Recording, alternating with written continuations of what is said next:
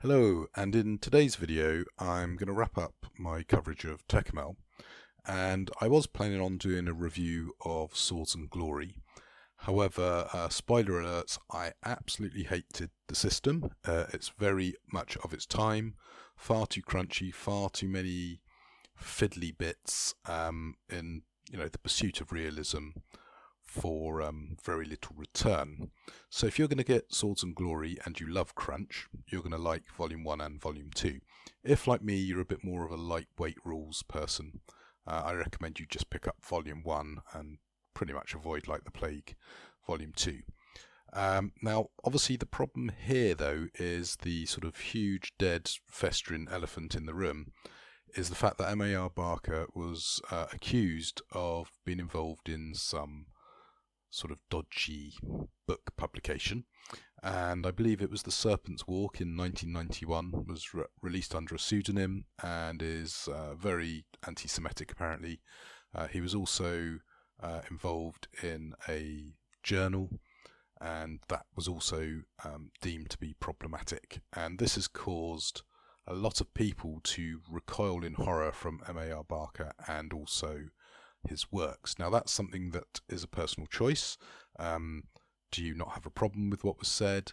Do you have a severe problem with what was said to a degree you can't go anywhere near anything to do with their work? Or are you someone somewhere in between where you have a problem with what was said, but you can separate the person from their work? And that's going to be an individual choice.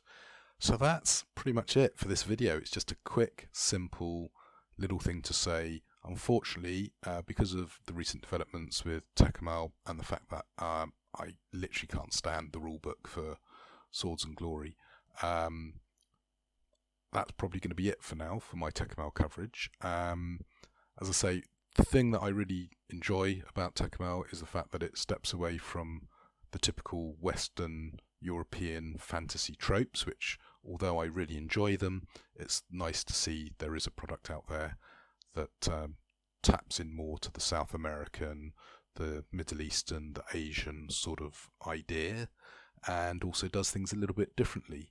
As I say though, sadly, the product that does that, Tekumel, is now saddled with some baggage that means for many people it's utterly irredeemably contaminated. But there you go. So out of all the products, if you do want to get involved in the Empire of the Petal Throne, my recommendation is Volume 1 of Swords and Glory for the background information and the original 1970s Empire of the Petal Throne rulebook. There are obviously fan systems out there which you might want to consider. You might also want to consider Bethorm. I think it's a fairly good system, but the way it was laid out I struggled a bit with. But it does have fantastic artwork as well, as does the Sword and Glory book, to be fair to it.